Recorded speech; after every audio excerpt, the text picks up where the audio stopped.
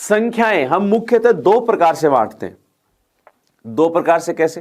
कि एक तो जैसे जैसे हमें संख्याएं मिलती गई वैसे वैसे, जैसे जैसे कैसे कि भाई सबसे पहले हमें संख्याओं के बारे में बात करें तो सबसे पहले संख्याओं की आवश्यकता क्यों पड़ी, हमारे दिमाग में यही सवाल आता है। आवश्यकता, जैसे सिंपली आप संख्याओं को, कोई कहेगी सर जोड़ घटाव के लिए, जोड़ घटाव से भी पहले हमने कहा और कुछ भी तो होगा, तो हम कहेंगे सबसे पहले गणना ही की होगी। भाई हम क्या करेंगे सबसे पहले कि जब कुछ भी नहीं पता था तब हम लोग जो सामान्यतः क्या करने की सोच रहे होंगे कि भाई कुछ वस्तुएं पड़ी हैं तो हमें यही नहीं पता था कितनी वस्तुएं हैं, तो वहां से शुरू होती है कि सबसे पहले गणना शुरू की होगी। सबसे पहले क्या शुरू की होगी? गणना। गणना के बाद में ही चीजें बढ़नी चालू हुई होंगी। तो जैसे हम बात करें, जैसे जैसे संख्याएं हमें नई नई मिलती जाएंगी उनके उसी प्रकार हम क्या देते जाएंगे? नाम। तो सबसे पहले जब हमें कोई चीज नई मिलती है तो हम क्या कहते हैं कि प्रकृति की देन है, ये प्रकृति के द्वारा हमें मिली है। वैसे ही संख्याओं में भी हम जब जो पहली बार जो संख्याएं खोजी गई उनको भी प्रकृति का नाम दिया गया, नेचुरल नंबर, प्राकृत संख्याएं कही गई। और क्या कहा गया कि वे संख्याएं जो गणना में प्रयुक्त होती हैं प्राकृत संख्याएं कहलाती हैं। क्या कहा गया कि वे संख्याएं जो गणना में प्रयुक्त होती हैं। अब गणना कहां से शुरू होती है? आपके दिमाग में आएगा गणना, काउंटिंग, कभी भी कईयों के दिमाग में आएगा 0 1 2 3 ऐसे सुनेंगे ना। गणना आप यानी काउंटिंग कहां से शुरू करते हो? तो काउंटिंग, जैसे कोई 5 वस्तुएं पड़ी हैं तो आपको 1 2 3 4 5। मैंने कहा मेरे हाथ में पेन, तो आपको एक से शुरू किया। आपके पास अगर 3 चीजें रखी हैं तो आप कैसे शुरू करोगे? 1 2 3। गणना हमेशा 1 से शुरू होती है। तो सबसे पहली जो संख्या आई वो आई प्राकृत संख्याएं, नेचुरल नंबर। अब नेचुरल है तो किससे लिखा जाएगा? एन से। तो इन्हें हम किससे लिखेंगे? कैपिटल एन से। और किससे व्यक्त हुई? कैपिटल एन से तो व्यक्त हो गई। और हमने कहा कहां से शुरू की? गणना 1 2 3 4 5 6 ऐसे चलती जाएंगी भी, कोई अंत है क्या? नहीं है। ये लो। तो सबसे पहले जो भी संख्याएं मिलती हैं उन्हें हम क्या कहा कि जब सबसे पहले मिली है प्राकृतिक है, तो हमने कहा प्राकृत संख्याएं वे संख्याएं जो गणना में प्रयुक्त होती हैं प्राकृत संख्याएं कहलाती हैं। कहां से शुरू होती हैं? 1 से चलती जाती हैं, कोई अंत नहीं है। तो जैसे सबसे पहले हमने कहा नेचुरल नंबर, प्राकृत संख्याएं वे संख्याएं जो गणना में प्रयुक्त होती हैं प्राकृत संख्याएं कहलाती हैं। इन्हें कैपिटल एन द्वारा व्यक्त किया जाता है। किससे व्यक्त करते हैं? Capital N. और इन्हें क्या लिखते हैं? 1 2 3 4 5 6 7 डॉट डॉट डॉट चलते जाएंगे भी, आगे इनका कोई अंत नहीं है। चलो ठीक है। अब हमने कहा चलो ठीक है, ये तो प्राकृत संख्याएं हमारे पास आ गई। भाई एक चीज जैसे साथ साथ अगर आप नोट करना चाहो तो आप नोट कर सकते हो, वरना इन्हीं स्लाइडों को मैं आपको लास्ट के अंदर पीडीएफ के रूप में मिल जाएंगी। आप या तो पहले पीडीएफ डाउनलोड कर लो और फिर इनको हल कर लो। ठीक है, आप पीडीएफ से डाउनलोड करके और नोट कर सकते हो पीडीएफ से भी, और फिर क्लास ले लो। आप दोनों काम में से कोई सा भी कर सकते हो कि आपको लगे कि नहीं मुझे नोट करना है साथ ही साथ, तो आप पोज करके नोट करना पड़ेगा फिर, क्योंकि बहुत टाइम लग जाता है फिर उसमें। अब हम बात करें, देखो कि सबसे पहले प्राकृत संख्या आ गई। अब सामान्यतः एक बात सुनना कि जैसे मैंने कहा कि अभी हम क्लास के अंदर हैं, क्लास के अंदर जैसे 20 विद्यार्थी हैं, मैं बाहर गया, एक लड़का आ रहा था क्लास के अंदर से बाहर, मैंने कहा भाई क्लास में कितने विद्यार्थी हैं? उसने कहा 20 विद्यार्थी हैं। चलो कोई दिक्कत नहीं। एक दिन अचानक क्या थी, छुट्टी हो गई किसी कारणवश, और एक विद्यार्थी जो लेट आया उसने देखा क्लास में कोई नहीं है, वो क्लास के अंदर आया, उसने देखा क्लास में कोई नहीं है, वापस जाने लगा। और मैं भी क्लास की तरफ आ रहा था, मुझे ध्यान नहीं था कि क्लास में कोई है या नहीं है। मैंने उस विद्यार्थी मिला, मैंने कहा क्या हुआ, क्लास में कितने विद्यार्थी हैं? अब वो क्या बताएगा कि जब क्लास में कोई है ही नहीं तो वो गिन सकता था क्या? क्योंकि उसे तो गिनती कहां से शुरू की थी? नेचुरल नंबर प्राकृत में 1 से शुरू की थी। अब क्लास में कोई नहीं था, उदासीन थी क्लास, एक प्रकार से नहीं, कोई भी नहीं था। तो उसने कहा सर कोई भी नहीं है। तो मैंने कहा संख्याओं में क्या कहेंगे? तो कहा कि सर ऐसी तो कोई अभी संख्या ही नहीं है जिसमें हम ये बता सकें कि नहीं को भी व्यक्त कर सकें। किसको व्यक्त कर सकें? नहीं को। तो वहां पर हमें आवश्यकता महसूस होती है एक जो नहीं को या उदासीनता को भी व्यक्त कर सके। ठीक है, तो हमने कहा, हमने क्या वैसे पहले से ही डिसाइड हो चुका है, तो पर हम समझने के लिए एक चीज कह सकते हैं कि उसमें अब प्राकृत में एक संख्या और शामिल कर दी गई, 0। कि कितने विद्यार्थी हैं बताओ, क्लास में कोई नहीं था, तो उसने कहा अब 0। तो एक नई संख्या आई जिसका हमने क्या कहा कि जो नहीं को या उदासीनता को व्यक्त कर सकती है वो है 0, और हमने प्राकृत में 0 को शामिल और कर दें। भाई ये तो है ही 1 2 3 4 5 6 7 8 9, तो ये तो है अपने पास, इनमें अगर 0 को शामिल कर दें तो क्या कह जाएंगे, पूर्ण संख्याएं, कि अब कंप्लीट हो चुकी हैं तो पूर्ण संख्याएं, पूर्ण संख्याएं यानी होल नंबर। तो हम क्या कहेंगे, प्राकृत संख्याओं में शून्य को शामिल करने पर वे पूर्ण संख्याओं में बदल जाते हैं, और पूर्ण संख्याएं होल नंबर W से शुरू होंगे, इसलिए इसे किससे लिखा जाता है, कैपिटल W से व्यक्त किया जाता है। तो ध्यान से देखना कि प्राकृत संख्याओं में शून्य को शामिल करने पर, प्राकृत संख्याओं में किसको शामिल करना है, शून्य को शामिल करने पर वे संख्याएं पूर्ण संख्याओं में बदल जाती हैं, इन्हें कैपिटल W, ये देखो ये रहा, जो यहां पे हम W होल नंबर जब लिखते हैं तो स्पेलिंग में ही हमारे पास W आता है, तो कैपिटल W से व्यक्त करते हैं। तो W कहां से शुरू हो जाएगा, 0 1 2 3 4 5 6 7 चलता जाएगा। क्या हो जाएगा भाई, चलता जाएगा। अब देखो यहां पर हम बात करें कि भाई अपने पास जब संख्याएं आ गई 0 1 2 3 4 5 6 7 8, यहां पे 2-3 शब्द आपके पास काम में आते हैं। 2-3 शब्द कैसे, जो छोटे छोटे शब्द हैं, ऐसी बात नहीं है कि ज्यादा बड़े शब्द हैं। सबसे पहले हम बात करें, यहां पे एक नाम आता है पूर्ववर्ती। ये शब्द जो हैं वो किसी और एग्जाम में ना काम आए, लेकिन आपके काम में एग्जाम में कई बार काम आ जाते हैं। जैसे हम बात करें कि अपने जो ज्यादातर पर्सन होते हैं, अगर पेपर का लेवल थोड़ा सा बढ़ाता है या फिर थोड़ा चेंज करता है, तो वो एक प्रकार से सीटेट वगैरह से या अदर जो टेट के एग्जाम होते हैं वहां से क्या कर देता है, उनसे प्रश्न उठा लेता है। तो यहाँ पे एक नाम आता है पूर्ववर्ती, यानी पूर्व मतलब पहले, वर्ती यानी आने वाली संख्या। किसी भी संख्या के तुरंत पहले आने वाली संख्या उसकी पूर्ववर्ती संख्या कहलाती है। किसी भी संख्या के, जैसे मैं कहूं 5 का पूर्ववर्ती तो आप कहोगे 4, जस्ट पहले आने वाली संख्या। तो किसी भी संख्या के पहले आने वाली संख्या उसकी पूर्ववर्ती संख्या कहलाती है। तो मैं यहां पे कहूंगा किसी भी संख्या के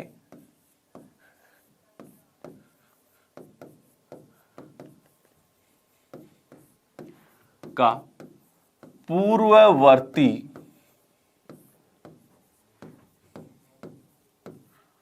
उसके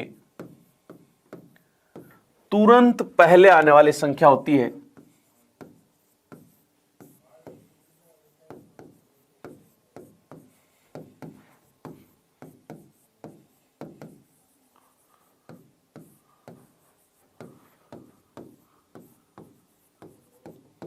जैसे 9 का पूर्ववर्ती क्या होगा भाई, 8। 9 का पूर्ववर्ती क्या होगा, 8। 9 से एक पहले, जस्ट पहले क्या आता है, 8 आता है। मैं कहूं 101 या 107 का पूर्ववर्ती,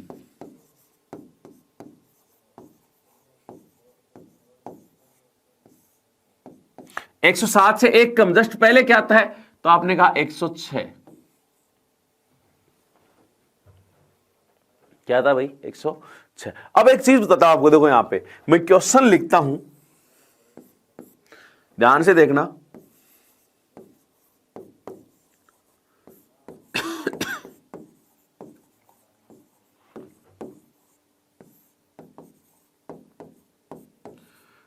आठ लाख का पूर्ववर्ती ज्ञात करो। अब जब यहां पे ऑप्शन दे रखे थे, अब मैं आपको ये डीएसएसबी का पेपर में ही क्वेश्चन आया हुआ था और इस पे रिट लगी थी बाद में और चेंज भी हुआ था। तो बात ऐसी है कि 8 लाख का पूर्ववर्ती, जल्दबाजी में 8 का पूर्ववर्ती 7 होता है तो 7 लाख भी कर देते हैं, और वहां पर 7 लाख ऑप्शन में मिल जाता है, टिक भी हो जाता है कि 8 का पूर्ववर्ती तो 7 होता है। लेकिन ये कहा 8 लाख का, 8 लाख से जस्ट पहले यानी एक कम करना है, पूर्ववर्ती के लिए कितना कम करना है, 1। तो आप ये कह सकते हो 8 लाख ऐसे लिखते हैं भाई, लाख में कितने जीरो होते हैं, 5 जीरो। ये भी आगे सीखेंगे कितने जीरो है, इकाई, दहाई, सैकड़ा, हजार, 10,000, लाख, 8 लाख। अभी तो आपको जैसे मैं सामान्यतः मान के चलूं कि पता है, लेकिन नहीं भी पता तो आगे ये चीज आएगी कि कैसे लिखा जाता है, लाख को कैसे लिखेंगे, 10,000 को कैसे लिखेंगे, सारी चीज अपने पास आ गई। पूर्ववर्ती यानी इससे पहले, तो -1, तो क्या हो जाएगा, 8 लाख में से 1 घटाएंगे, 7,99,999 बचेगा। तो ये होगा ना कि 7 लाख होगा। पूर्ववर्ती का मतलब तुरंत पहले क्या है, 8 लाख से पहले क्या आता है, तो 7,99,999। मैं कहूं 1000 से पहले क्या आता था, आप कहोगे 999। ना कि मैं कहूं 5000 से जस्ट पहले क्या आता था, ये नहीं कहोगे 4000 आता है ना, 5000 से पहले 4999 यानी एक कम आता है। तो यहां उसी प्रकार से हमने कहा 8 लाख का पूर्ववर्ती यानी 8 लाख के पहले क्या आता है, जस्ट पहले, तो आप कहोगे 7,99,999 आता है। तो ये इसका पूर्ववर्ती होता है, ना कि 7 लाख। तो इस प्रकार जैसे मैं कहूंगी ज्यादा, देखो आपने देखा इस बार प्रश्न जिस प्रकार से पूछे गए ना, तो छोटी छोटी चीजें कि कई लड़कों से मैंने कहा है कि स्थानीय मान तक गलत करके आए, तो यहां पर इस बार छोटे प्रश्नों में तो बिल्कुल भी गलती नहीं करनी है। क्यों? क्योंकि देखो बड़े प्रश्न पे आप मेहनत ज्यादा करते हो तो वो तो वैसे ही गलत नहीं होते, लेकिन छोटे प्रश्नों पे कई बार क्या होता है, जल्दबाजी के चक्कर में वो गलत हो जाते हैं। तो ऐसी गलती भी हमें नहीं करती। तो पूर्ववर्ती का मतलब, जहां तक मेरा मानना आप समझ गए होंगे, पूर्ववर्ती का मतलब होता है जस्ट पहले आने वाली संख्या। जस्ट यानी उसके तुरंत पहले क्या आएगा, कि यानी एक घटाकर बता दो। भाई मैंने कहा 87 का पूर्ववर्ती, तो 87 से एक कम, 87 से जस्ट पहले क्या आता है, 86, बस एक घटाओ और बता दो। यहां पे हमने एक ध्यान दिया कि जैसे आपको कहा जाए कि 9 लाख का पूर्ववर्ती, 9 लाख से जस्ट पहले क्या आता है, एक कम कर दो, तो 8,99,999। तो इस प्रकार से आपको ये ध्यान देना है कि पूर्ववर्ती में जो हमारे पास कई बार जैसे ऐसा प्रश्न आ जाए कि 8 लाख का पूर्ववर्ती, तो ऐसा नहीं करें कि 8 लाख का 7 लाख कर दो। अगला देखो भाई, पूर्ववर्ती के साथ एक नाम और आता है परवर्ती।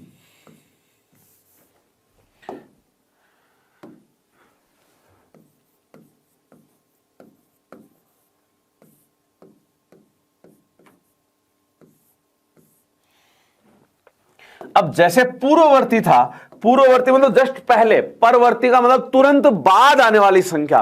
किसी भी संख्या का परवर्ती उसके तुरंत बाद आने वाली संख्या होती है। जैसे मैं कहूं 15 का परवर्ती, तो 15 परवर्ती उसके एक बाद कौन सा आता है, 16 आता है। 16 का परवर्ती 17 होता है, 17 के बाद कौन आता है, 17 परवर्ती 18 हो जाता है। इसी प्रकार तो हमने कहा परवर्ती, किसी भी संख्या का परवर्ती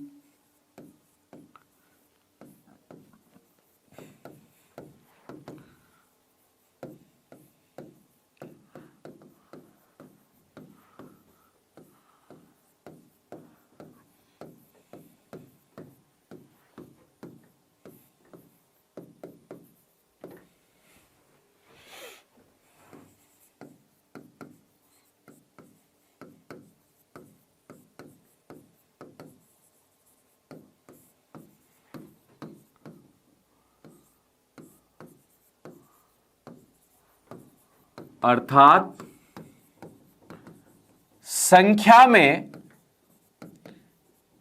एक जोड़कर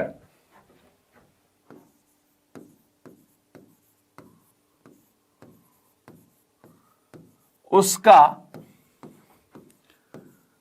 परवर्ती ज्ञात करते हैं।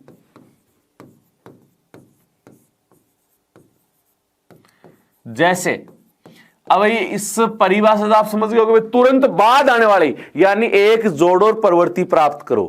परवर्ती कैसे प्राप्त करोगे, एक जोड़ और परवर्ती प्राप्त करो, ले जाओ परवर्ती, कैसे करके, एक जोड़ के, बस। जैसे मैं कहूं 17 का परवर्ती, तो आप कहोगे 17 में एक जोड़ा कितना, 18, बस। मैंने कहा 5021 का परवर्ती, तो आप कहोगे परवर्ती में एक जोड़ो भाई, 5021 में एक जोड़ें कितना हो जाएगा, 5022। ये लो। अगर मैं 8 लाख का परवर्ती पूछता था, अगर 8 लाख एक जोड़कर आता, तो लिखेंगे उसको, जैसे मैं कहूं, जैसे उस क्वेश्चन के रूप में होता, तो आप मैं यही लिख दूं एग्जाम्पल में,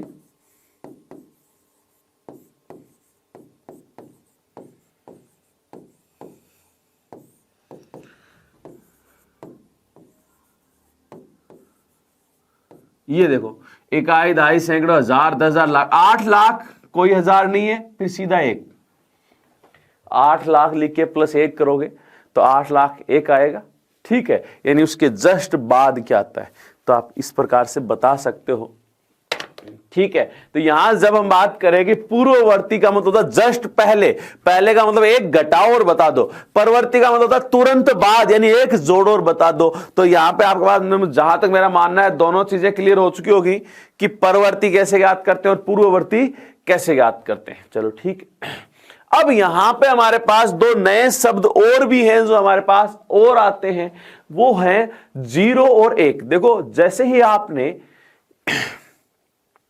पूर्ण की बात की, पूर्ण में आपने कहा कि प्राकृत संख्याओं में शून्य को शामिल करने पर वे पूर्ण संख्याओं मिल जाती हैं, यानी प्राकृत में 0 को शामिल किया तो पूर्ण हुई। तो नया कौन आया? 0। 0 अपने आप में खास है। पहली चीज तो इसकी जो खास खास चीजें वो आपको ध्यान होनी चाहिए कि कोई भी संख्या में मैं 0 जोड़ूं या घटाऊं उस संख्या पे कोई प्रभाव नहीं पड़ता। भाई 5 में 0 जोड़ दो 5 ही रहेगा, 5 में से 0 घटाओ कोई फर्क नहीं पड़ेगा। तो मैंने कहा 5 संख्या में 0 जोड़ूं या उसमें से 0 घटाऊं कोई फर्क नहीं पड़ेगा, संख्या की क्या रहेगी? संख्या, नो चेंज, उसमें कोई चेंज नहीं होगा। चलो ठीक है, अब हमने कहा कि जोड़ घटाव के लिए अगर गुणा करना पड़ा तो अगर संख्या को 0 से गुणा करूं तो पूरी ही क्या हो जाएगी? 0। सबको पता है, सबको ध्यान भी होना चाहिए, याद भी होना चाहिए, किसी भी संख्या को 0 से गुणा करते हैं तो पूरी क्या हो जाती है? 0 हो जाती है। चलो ठीक है, अब देखो यहां दो चीजें हैं कि संख्या में 0 का भाग दें या 0 में संख्या का। देखो 0 बटा संख्या, देखो अपना आंसर बोलोगे अपने मन ही मन में, भाई मन में ये आप आंसर जो भी है कि संख्या 0 में किसी भी संख्या का भाग दूं तो क्या आएगा।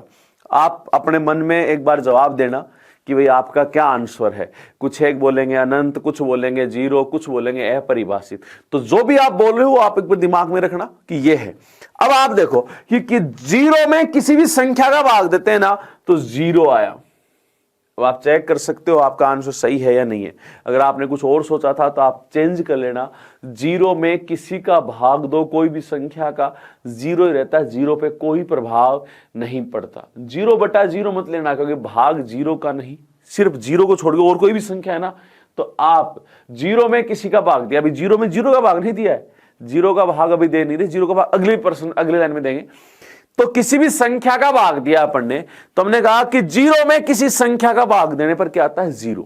0 देखो वैसे कहेंगे चौबारे में बैठा है, नीचे कोई उसे कोई फर्क नहीं पड़ रहा है, 0 ऊपर है ना तो 0 ही रहेगा। चलो ठीक है, अगला मैं कहूं कि संख्या में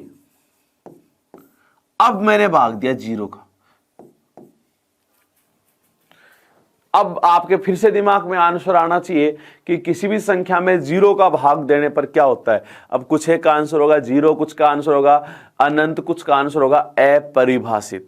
तो देखो हमेशा ध्यान रखना कि किसी भी संख्या में 0 का भाग देने पर अपरिभाषित प्राप्त होता है। अपरिभाषित क्यों? क्योंकि 0 का भाग आज तक डिफाइन ही नहीं हुआ है, एक प्रकार से उसे हम परिभाषित ही नहीं कर पाए हैं। अनंत, कुछ एक कहेंगे सर अनंत क्यों नहीं बोलते? अनंत का मतलब जिसका अंत ना हो, यानी शुरुआत तो है। जैसे मैं कहूं कि प्राकृत संख्याएं, कौन सी संख्याएं? प्राकृत संख्याएं कहां से शुरू होती हैं? तो आप कहोगे 1 2 3 4 5 6 7 8, कहां तक जाएंगी? बोले अनंत। क्यों? क्योंकि अंत नहीं है, सिर्फ शुरुआत तो पता थी ना आपको। यहां ना तो हमें शुरुआत पता होती है ना ही अंत, तो ये क्या होता है? अपरिभाषित।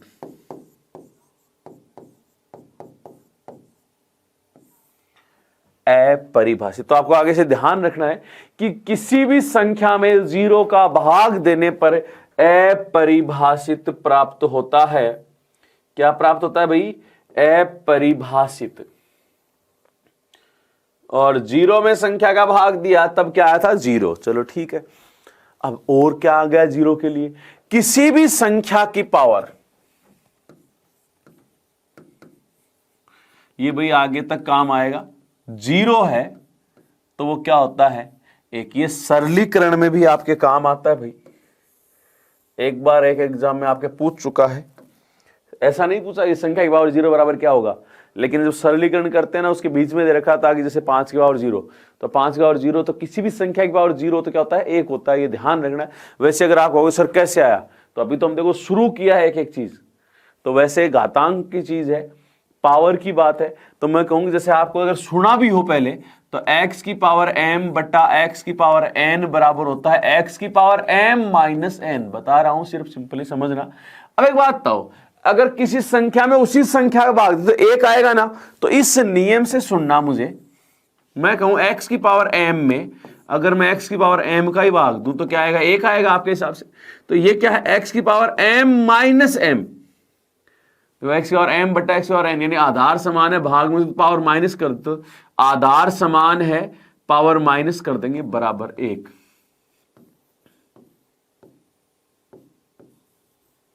ये लो, x की पावर 0 बराबर क्या, 1। तो ये आपको नहीं याद करना है कि आप सोचोगे नहीं मैं तो ये याद करूंगा, अरे आपको सिर्फ और सिर्फ याद क्या करना है कि किसी भी संख्या की पावर अगर 0 है तो वो क्या होती है, 1 होती है। किसी भी संख्या की पावर अगर 0 है तो वो क्या होती है, 1। चलो ठीक है, आपके सामने जब कुछ चीजें आई हैं, सिर्फ ये आपके दिमाग में होनी चाहिए, क्योंकि अगर बेसिक मैथ की बात करें, सिंपली आधारभूत, तो ये चीजें हमें पता होनी चाहिए कि ये होता है। इसमें आपको अपनी तरफ से कुछ याद, ये नहीं कि वहां पे सिद्ध करने बैठोगे x और m बटा x और n, ना, आपको सिंपली जैसे कहा जाए किसी भी संख्या की पावर 0 तो आप कहोगे 1, बस। अब देखो यहां हमारे पास नया आया 0, हमने कहा 0 को किसी संख्या में जोड़ूं या घटाऊं कोई फर्क नहीं पड़ता। यही कहा हमने कि 0 को किसी भी संख्या में जोड़ दो या उस संख्या में से घटा दो, कोई फर्क नहीं पड़ता। अब आपके दिमाग में आना चाहिए कि फर्क नहीं पड़ता तो उस चीज को कहा जाता है तत्समक। जिससे फर्क नहीं पड़ता उसे क्या कहा जाता है, तत्समक। और जोड़ने से फर्क नहीं पड़ता तो क्या कहलाएगा, योज्य तत्समक। तो यहां पे हम क्या कहेंगे कि योज्य तत्समक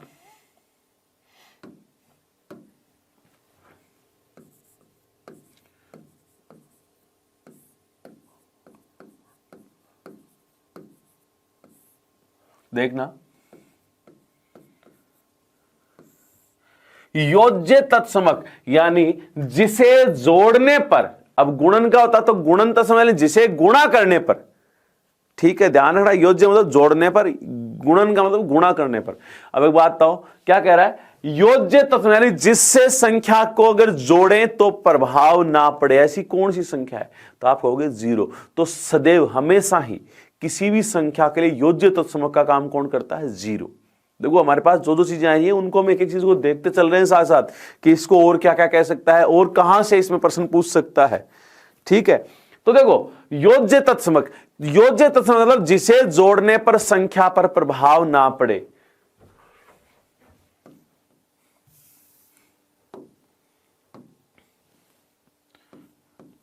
जिसे जोड़ने पर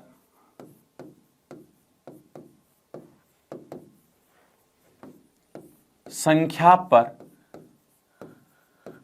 प्रभाव न पड़े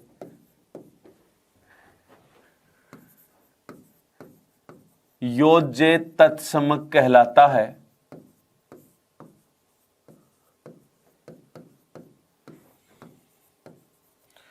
किसी भी संख्या के लिए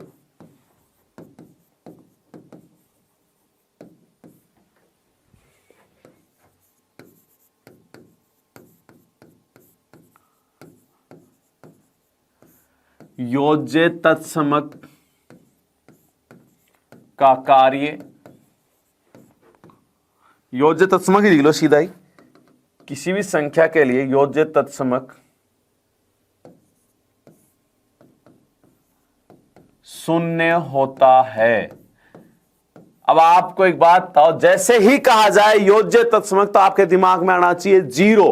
कोई भी संख्या उससे फर्क नहीं पड़ा, आपसे कहा जाए कि 17 का योज्य तत्समक तो भी 0, आपको कहा जाए 1001 का तत्समक तो भी कौन 0, आपको कहा जाए 28 का तत्समक तो भी 0। किसी भी संख्या का योज्य तत्समक कौन होता है तो आप तुरंत कहोगे 0 होता है, क्योंकि उसे जोड़ने पर कोई प्रभाव नहीं पड़ता, बस बात खत्म। तो आपके दिमाग में योज्य तत्समक का नाम ले तो आप यही कहोगे कि योज्य तत्समक किसी भी संख्या के लिए कौन होता है? जीरो होता है, बस। अगला देखो, यही ऐसा नाम लू मैं गुणन तत्समक।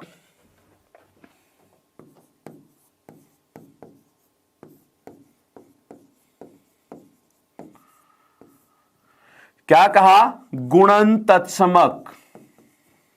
अब एक बात बताओ, जैसे योज्य तत्समक में हमने कहा कि जोड़ने पर प्रभाव ना पड़े, वैसे हम क्या कहेंगे कि जिससे गुणा करने पर प्रभाव ना पड़े। अब बताओ मुझे ऐसी कौन सी संख्या है जिससे गुणा करने पर प्रभाव नहीं पड़ता? जिससे गुणा करने पर प्रभाव नहीं पड़ता। तो आप क्या कहोगे कि भाई, अब आप दिमाग में सोचो कि जिससे गुणा करें संख्या पे प्रभाव ही नहीं पड़े। एक बात तो 5 को किससे गुणा करोगे? 5 ही रहे। तो आपके दिमाग में 0 से गुणा करेंगे तो 0 जाएगा। 1 से गुणा करो जरा, 5 एकम 5। अगर 21 को भी 1 से गुणा करो तो 21 एकम 21। तो गुणन तत्समक कौन होगा? तो फिर 1। एक क्या है? गुणन तत्समक। किसी भी संख्या के लिए गुणन तत्समक का कार्य कौन करेगा? 1 करेगा। तो 1 है वो क्या कहलाता है? गुणन तत्समक। जैसे ही गुणन तत्समक का नाम आए तो क्या दिमाग में आना चाहिए? 1। गुणात्मक तत्समक बोले या गुणन तत्समक, कोई फर्क नहीं पड़ेगा। तो मैं क्या कहूं? जिससे गुणा करने पर, क्या कहेंगे? जिससे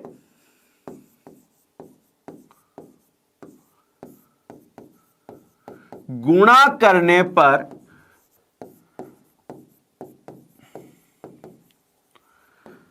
संख्या पर प्रभाव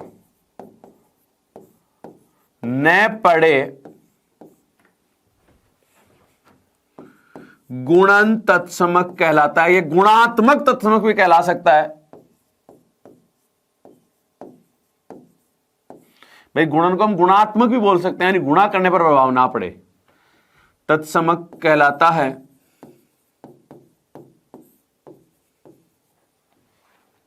किसी भी संख्या के लिए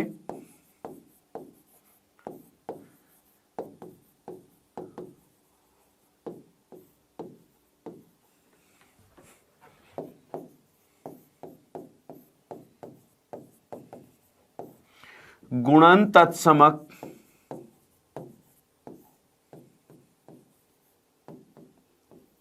एक होता है। किसी भी संख्या के लिए गुणन तत्समक कौन होता है? एक। तो जहां तक मेरा मानना है ये सारी चीज आपके समझ में आई होगी।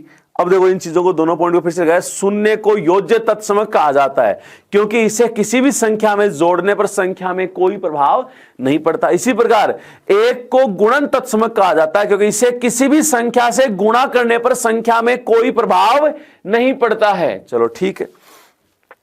तो ये हमने देखा कि योज्य तत्समक और गुणन तत्समक क्या है। अब देखो अपने पास बात करें कि चलो हमने संख्या देखी कि सबसे पहले गणना की। हमने गणना कहां शुरू हुई? 1 2 3 4 5 7 5 6 7 8 9 10 बस कर ली कंटिन्यू कि 1 2 3 4 5 6 7 8 9 10 11 12 ऐसे कंटिन्यू करते गए। वो थी गणना की, वो कहलाई प्राकृत संख्याएं। प्राकृत में हमने 0 को शामिल किया, शून्य को शामिल करके हमने कहा कि संख्याएं क्या हो गई? पूर्ण। चलो ठीक है। अब हमने कहा कि चीजों का आदान प्रदान होने लगा। चीजों का क्या होने लगा? आदान प्रदान। आदान प्रदान होंगे तो कोई ऋण लेगा, कोई ऋण देगा। तो जैसे कोई ऋणी भी होगा, कोई धनी भी होगा। ठीक है। जब आदान प्रदान होगा तो चीजों का आदान प्रदान होने पे तो ऋणात्मक और धनात्मक 2 चीज और आएंगी। तो हम क्या कहेंगे कि संख्याएं, अभी तक आपने देखा 1 थी, अब ऋणात्मक धनात्मक तो प्लस की 1 भी आएगी और माइनस की 1 भी आएगी। 0, मैं कहूं आपको मैंने 0 पेन दिया, मतलब पेन नहीं दिया तो उससे कोई फर्क ही नहीं पड़ता। 0 उदासीन है, उस पर कोई फर्क नहीं पड़ता, ऋणात्मक और धनात्मकता। तो यहां पर हम दूसरी परिभाषा जो है कि हम पूर्ण संख्याओं को, होल नंबर जो है उनको ऋणात्मक और धनात्मक चिन्ह से अगर प्रदर्शित करें, पॉजिटिव और नेगेटिव से निशान लगाएं, तो वो पूर्णांक में बदल जाते हैं। यानी पूर्ण संख्याओं को धनात्मक और ऋणात्मक चिन्ह से प्रदर्शित करने पर वे पूर्णांक में बदल जाती हैं। किसमें बदल जाती हैं? पूर्णांक में। और पूर्णांक को हम क्या कहते हैं? इंटीजर। तो इन्हें मुख्यतः आई से लिखा जाता है, कैपिटल आई से, और इन्हें जेड से भी व्यक्त कर सकते हो वैसे, लेकिन मुख्यतः इन्हें व्यक्त किया जाता है कैपिटल आई से। तो मैं कहूं पूर्णांक, इंटीजर, इंटीजर क्या कहलाएगा? पूर्णांक को इंग्लिश में कहते हैं इंटीजर। देखो, पूर्ण संख्याओं को धनात्मक अथवा ऋणात्मक चिन्ह से प्रदर्शित करने पर वह पूर्णांक में बदल जाती है। पूर्णांक कहा जाता है जिसमें बदली वो धनात्मक और ऋणात्मक लगते हैं, क्या होगी? पूर्णांक। इन्हें कैपिटल आई या जेड, यानी कैपिटल आई मुख्यतः किससे व्यक्त करते हैं? मैं कहूं तो आप कहोगे कैपिटल आई से, तो इन्हें जेड से व्यक्त, कैपिटल आई अथवा जेड से व्यक्त किया जा सकता है। इन्हें हम, अब एक बात तो भाई, आपके पास एक प्लस का भी है एक माइनस का भी है, तो ऐसा तो नहीं ना कि ऐसे लिखेंगे 0 1 -1 2 -2 3 -3, ऐसे तो लिख नहीं सकते। इसलिए इन्हें हम एक लाइन खींचते हैं और उस पर व्यक्त करते हैं, और उस लाइन को कहा जाता है संख्या रेखा।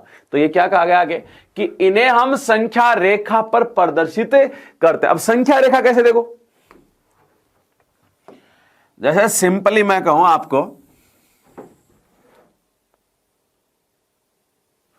एक लाइन खींची,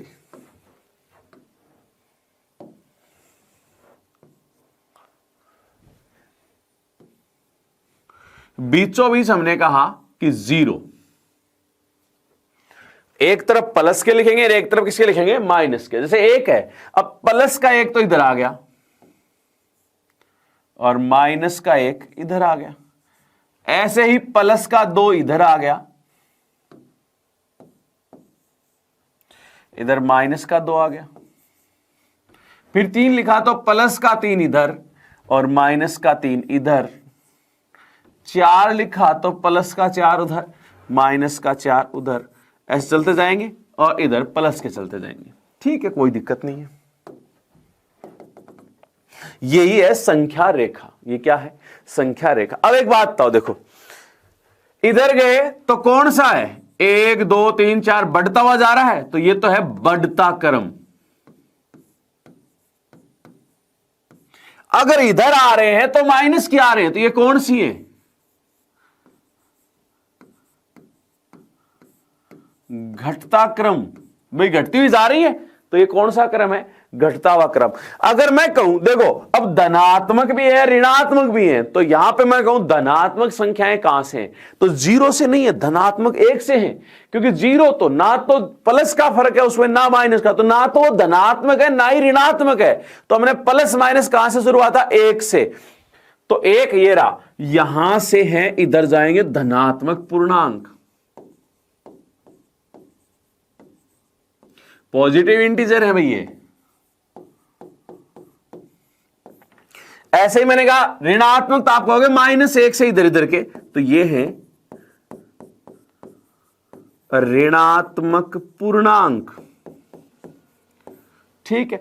0 कैसा है? तो आपके दिमाग में आया ये है उदासीन। अब आपने देखा ये है हमारी संख्या रेखा, इसको हम कहेंगे संख्या रेखा एक्चुअल में, और यही पूरा आप एकदम से आपके दिमाग में होना चाहिए। अब आपके दिमाग में एक चीज यहां पे ऐसे कुछ पॉइंट निकल के आएंगे, एक एक पॉइंट को हम देखते जाएंगे, वो सारी चीजें हमारे पास होंगी। जैसे अब देखो, लाइन खींची, बीचों बीच 0, उधर प्लस के इधर माइनस के। ठीक है, हमने कहा धनात्मक पूर्णांक पॉजिटिव इंटीजर तब कहां से शुरू होंगे? तो आपने कहा 1 से, 1 2 3 4 5 6 7 8 चलते जाएंगे। मैंने कहा नेगेटिव इंटीजर ऋणात्मक पूर्णांक, तो -1 -2 इधर के जो है वो है ऋणात्मक पूर्णांक। मैंने कहा ये कौन सा क्रम है? भाई 1 2 3 4 इधर बढ़ते हुए जा रहे हैं, तो अगर उल्टा चलेंगे तो घटता हुआ जाएगा ना, तो उधर कौन सा क्रम है? घटता हुआ क्रम। तो ये तो आपके दिमाग में आ गई। अब यहां से एक एक पॉइंट निकालते हैं, एक एक पॉइंट सामान्यतः। अब देखो, हम यहां कहें कि धनात्मक पूर्णांक यहां से शुरू है, उधर चलते जाएंगे और उधर बढ़ता हुआ जा रहा है, तो एक सबसे छोटा धनात्मक पूर्णांक है, 2 उससे बड़ा है, 3 उससे बड़ा है। ठीक है, तो हमने कहा पहला पॉइंट, एक सबसे छोटा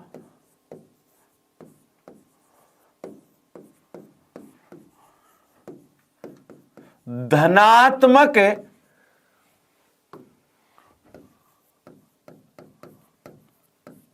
पूर्णांक है। भाई पॉजिटिव इंटीजर, सबसे छोटा पॉजिटिव इंटीजर कौन है? 1 है। चलो ठीक है। अब देखो दूसरी चीज, अब ऋणात्मक की बात करें तो उधर का तो भूल जाओ, ऋणात्मक इधर है ये रे, तो ये सबसे पहले है -1। अब आपसे तुरंत कोई कहे कि सबसे छोटा ऋणात्मक पूर्णांक, आप तुरंत कह दो -1, तो गलत हो जाओगे, क्योंकि इधर जाएंगे तो घटते हुए जाएंगे। ये -4 है भाई, एक घटते हुए जाएंगे, ये तो सबसे बड़ा है, इधर जाएंगे घटते हुए जाएंगे। तो आपको दिमाग में रहना चाहिए कि जो -1 है ना, ये सबसे बड़ा ऋणात्मक पूर्णांक है, सबसे बड़ा ऋणात्मक पूर्णांक। तो यहां अगला पॉइंट हम जो लिखने वाले हैं तो वो है कि -1 सबसे बड़ा ऋणात्मक पूर्णांक है। यह ध्यान रखना भाई, -1 सबसे बड़ा ऋणात्मक पूर्णांक। अब एक क्वेश्चन लिखता हूं, देखो मैं कि निम्न में, चलो अगली लाइन के बाद लिखेंगे, अभी नहीं लिखते, एक लाइन और लिखते हैं फिर लिखते हैं। देखो वो लाइन क्या है। अब एक बात बताओ, माइनस में इधर गए तो माइनस में संख्या जितनी बड़ी हुई, वो ऑटोमेटिक संख्या जितनी बड़ी है माइनस लगते उतनी छोटी हो गई। जैसे 4 और 3 में मैं कहूं बड़ा कौन, 4 और 3 में, तो आप कहोगे 4 बड़ा है। मैंने कहा माइनस लगाओ, तो माइनस लगाते ही 3 बड़ा हो गया। देखो -4 और -3 बड़ा, उधर जाएंगे तो घट जाएगा, तो -3 बड़ा है -4 से। तो संख्या जितनी बड़ी है ऋणात्मक लगते ही उतनी ही क्या हो जाती है, छोटी। तो यहां अगला पॉइंट जो अपने पास है कि संख्या जितनी बड़ी है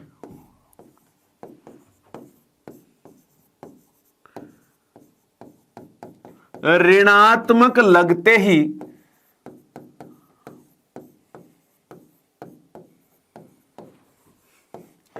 उतनी ही छोटी हो जाती है। जैसे अब एक बात बताओ मुझे, जैसे 4 और 17, मैं कहूं बड़ा कौन, तो आप कहो 17, तो ये ग्रेटर देन लेस देन भूल जाओ आप तो ध्यान रखो, जिधर बड़ा उधर मुंह खुला है, ठीक है। 4 और 17 में बड़ा कौन, तो आपने कहा 17। अब मैंने कहा दोनों तरफ माइनस लगाया, अब बताओ, तो अब माइनस का 4 बड़ा हो गया और ये छोटा हो गया। संख्या तो 4 और 17 में 17 बड़ी थी, लेकिन माइनस लगते ही 17 छोटी हो गई है। तो अब ये निशान भी इधर आ गया, ये लो, ऐसा आपको पूछा जा चुका है। अब सिंपली मैं कहूं माइनस का 18 और -23 बड़ा कौन, तो आपने कहा बड़ा, जैसे 18 और 23 में 23 बड़ा है, लेकिन माइनस लगते ये छोटा हो गया साहब, तो इसलिए बड़ा कौन, माइनस का 18। ऐसा प्रश्न आपके पुराने पेपर में आ चुका है, एक बार ये पूछ चुका है कि निम्न में से सत्य कौन सा था, वो बताना सही कौन सा है, ठीक है ना। तो ध्यान होना चाहिए कि माइनस लगने से जितनी बड़ी संख्या उतनी क्या हो जाती है, छोटी हो जाती है, कि माइनस लगने की वजह से संख्या जितनी बड़ी है ना उतनी ही क्या हो जाती है, छोटी हो जाती है। यहां पे हमने, जैसे मैं कहूं माइनस का 101 और माइनस का 87, अब बताओ कौन बड़ा, तो आप कहोगे 101 और 87 में तो 101 बड़ा, लेकिन माइनस लगने से 87 बड़ा हो गया, 101 छोटा हो गया। तो यहां ये बड़ा, ये लो, जिधर बड़ा उधर मुंह खोल दो बस। तो यहां पे हमने ये समझा। अब देखो यहां पे एक छोटा सा प्रश्न पूछूंगा आपसे, क्वेश्चन, जैसे मैं लिख ही रहा हूं कि निम्न में से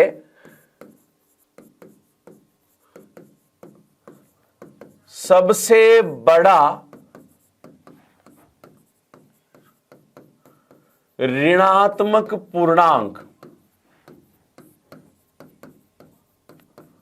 कौन सा है। निम्न में से मतलब जो दिए हैं ऑप्शन में, उनमें से, ऑप्शन में दिए उनमें देखना, A -3, B -1/2, C -1, D -∞। ये है दे रखे, एक बार वापस पढ़ना और फिर मुझे बताना जरा क्या है इसका आंसर, कि -3 -1/2 -1 माइनस इनफाइनाइट। जल्दी जवाब दीजिए भाई, माइनस दिमाग में दिल में सोचिए कि इसका आंसर क्या है। अपनी तरफ से आंसर हर प्रश्न का सोचोगे, आप ये नहीं कि नहीं अपने को कौन सुनने वाला है, क्योंकि जब आप बोलते हो कि ये आंसर है, चाहे आप जैसे वीडियो लेके बैठे हो ना, तो आप साथ बोला करो कि आंसर ये है। बोलोगे तो दिमाग और ध्यान पूरा उस क्वेश्चन पे होगा, और अगर गलत है तो फिर आपको पता चल जाएगा ये गलत है। ऐसा नहीं लगना चाहिए कि आप क्लास में नहीं बैठे हो, आपको लगना चाहिए कि क्लास में ही बैठे हो, जवाब भी साथ साथ दोगे। अब जैसे आपका जवाब अगर माइनस इनफाइनाइट है तो ये तो सबसे गलत है। क्यों? क्योंकि एक बात बताओ, माइनस इनफाइनाइट तो इधर सबसे अंत में जाता और वो सबसे छोटी हो जाती, तो ये तो पहले गलत, सबसे गलत आंसर तो ये है। अब काफी का आंसर आया -1/2। आया कि नहीं आया? आया होगा, कमेंट करके बताना आया है और वो गलत हुआ है। बाद में बता देना कि सही हुआ, कि सही कर लिया, समझ आ गया, ठीक है ना। तो यहां बात करें कि यहां पर -1/2 सबसे गलत आंसर दूसरा यह है। क्यों? क्योंकि भाई 1/2 पूर्णांक में पढ़ा है क्या? अभी तक तो भिन्न वाली संख्या ही नहीं आई, पढ़ कहां से ली? 1/2 पूर्णांक में ऐसी कोई संख्या देखी है ना? अभी तक तो हमने देखा ही नहीं ऐसा, तो ना ये भी गलत, ये पूर्णांक ही नहीं है। ये लो, कर लो बात, ये तो पूर्णांक ही नहीं है। 1/2 तो आएगा कहां से आंसर में? उसने कहा निम्न में से सबसे बड़ा पूर्णांक, यानी सबसे पहली बात सबसे बड़ा पूर्णांक देखना है। कुछ और हो हमें क्या मतलब, है तो सबसे बड़ा पूर्णांक कौन है वो देखना, तो ये भी गलत। अब बताओ -1 और -3 में कौन बड़ा है? -1। और वैसे हमने सबसे साफ शब्दों में लिखा था कि सबसे बड़ा ऋणात्मक पूर्णांक -1 होता है। तो जहां तक है यह प्रश्न, अब बात समझ में आ गई होगी। आएगी नहीं आई भाई? जहां तक मेरा मानना है आ गई होगी। और देखो, और इसमें क्या क्या चीज आ सकती है पूर्णांक में, देखो। अब एक बात बताओ, यहां पे काफी सारों के दिमाग में मैं जब कहूं कि -5 और -6 बराबर क्या होगा, सिंपल पूछा है कि -5 और -6 क्या होगा, तो काफी का तो आंसर होगा 11, प्लस का 11, काफी का आंसर होगा माइनस का 11। क्योंकि कुछ एक ने सुना है कि माइनस माइनस क्या हो जाता है? प्लस। जबकि आपको ध्यान रखना है कि -5 और -6 माइनस की संख्याएं लगातार लिखिए ना, तो जुड़ जाएंगी, लेकिन रहेंगी किसकी? माइनस की। क्यों? सिंपल सी बात करें कि मैं कहूं कि मैंने किसी से 100 रुपए उधार लिए, तो मैं कितने का ऋणी हूं? 100 का। फिर मैंने उससे वापस 100 रुपए फिर से उधार लिए, तो -100 फिर हो गए, तो फिर 200 का ऋणी हुआ कि नहीं हुआ? तो -100 और -100 के 200 हो गए माइनस के। ऐसा नहीं कि -100 दोबारा 100 लेते कट गया, प्लस के 200 हो गया, नहीं मैं मांगने लग गया उसके ना। तो यहां ध्यान रखना, जब भी ऐसा, तो आप इस पॉइंट को ही लिखोगे, जब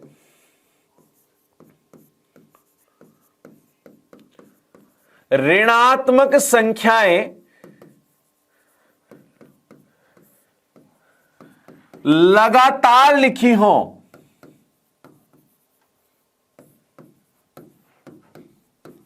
तो आपस में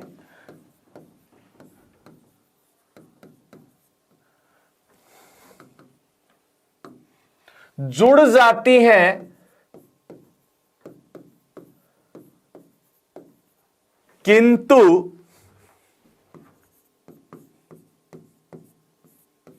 रहती ऋणात्मक ही है।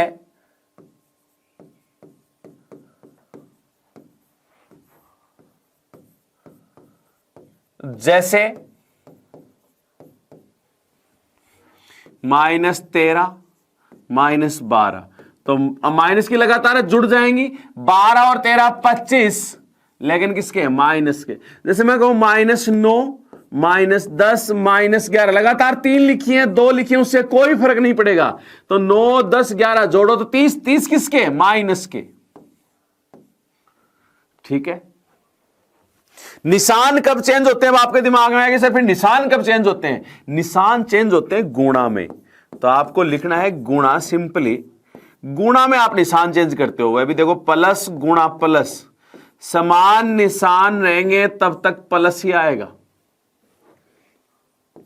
प्लस गुणा माइनस, अगर विपरीत निशान है तो क्या आएगा? माइनस।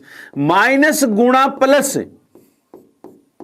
तब क्या आएगा माइनस, और माइनस गुणा माइनस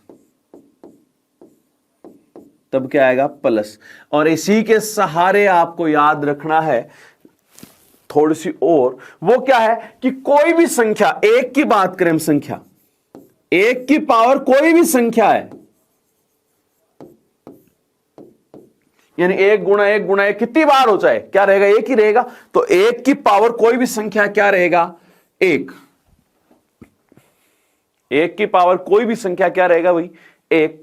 दूसरा मैं कहूं अगर संख्या -1 है, ये आगे काम आएगा भाई आपके,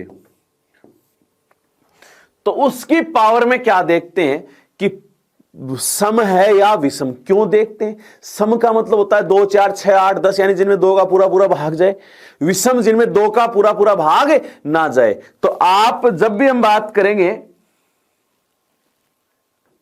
जब भी हम बात करें कि सम, सम का मतलब जिसमें 2 का पूरा पूरा भाग जाए, तो आप क्या कहोगे कि भाई -1 है तो पावर सम क्यों देखते हैं। जो एक बात था, -1 की पावर सम यानी 2 4 ऐसा होता, 2 होता, तो आप क्या कहते हैं -1 गुणा -1, तो माइनस माइनस क्या हो गया, प्लस का 1 हो गया ना। इसलिए हमने क्या देखा, सम या विषम। विषम यानी कम से कम 1 तो होता, -1 की पावर 1 क्या होता, -1। तो यहां आपको देखना है कि भाई जब -1 है तो पावर सम है या विषम। तो -1 की पावर सम है तो क्या हो जाएगा, प्लस का 1, और -1 की पावर अगर विषम है तो क्या हो जाएगा, -1। ये लो, ये आपको ध्यान रखना है। तो यहां पे देखो, यहां पे हमने खास खास करके पॉइंट और कितने देखे कि पूर्णांक में आपने कहा कि पूर्ण संख्याओं को धनात्मक अथवा ऋणात्मक चिन्ह से प्रदर्शित करते ही पूर्णांक में बदल गई, और इन्हें हम कैपिटल आई अथवा जेड से व्यक्त करते हैं और लिखते हैं, तो संख्या रेखा बना के उसमें व्यक्त करना पड़ता है। संख्या रेखा में हमने क्या कहा था, एक लाइन खींची, बीचों बीच 0, उधर प्लस के, उधर माइनस के, उधर बढ़ता हुआ क्रम, इधर घटता हुआ क्रम। यहां पे हमने कहा सबसे छोटा धनात्मक पूर्णांक कौन है, 1, सबसे बड़ा ऋणात्मक पूर्णांक कौन, -1। ये देखो दोनों लेके, उसके बाद हमने कहा संख्या जितनी बड़ी है ऋणात्मक लगते हैं उतनी छोटी हो जाती है। जैसे 5 और 8 में 8 बड़ा है, लेकिन अगर -5 और -8 दोनों पे माइनस लगा दें तो -5 बड़ा होगा -8 से।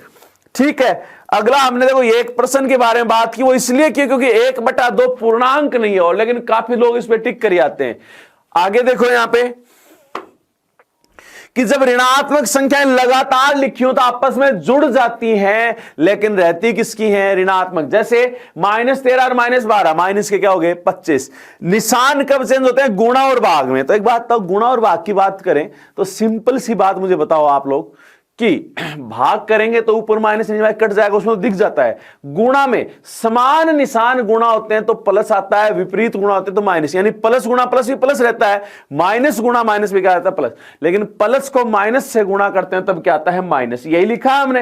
और दूसरी चीज हमने यहां पे याद करने के लिए, आपके दिमाग में रखने के लिए, हमेशा के लिए, कि आगे जैसे शेषफल वगैरह में काम आएगा, तो कि 1 की पावर अगर कोई भी संख्या तो 1 ही रहता है, लेकिन अगर -1 है तो उसकी पावर सम है या विषम, ये देखेंगे। अगर -1 है उसकी पावर सम है तो क्या आएगा, प्लस का 1, और -1 और उसकी पावर विषम संख्या है तो क्या आएगा, -1। तो देखो यहां आज हमने बात की है सबसे पहले कि संख्याएं क्या हैं, प्राकृत पूर्ण पूर्णांक, सामान्यतः 3 के बारे में हमने कहा है। और आपसे निवेदन है कि साथ ही साथ कमेंट करके जरूर बताएं कि तीनों समझ आई कि नहीं आई, और आई तो साथ में याद हो गई कि नहीं हुई, और ये याद भी करनी है। तो भाई कुछ भी जैसा आपको लगा, क्लास कैसी लगी है, सारे कमेंट करके जरूर बताएं, क्योंकि फिर उसके बाद में कमेंट में अगर कोई आपको बाद में साइड में अगर एक PDF भी मिलेगी जो एक क्लास की होगी, और एक होगी आपके पास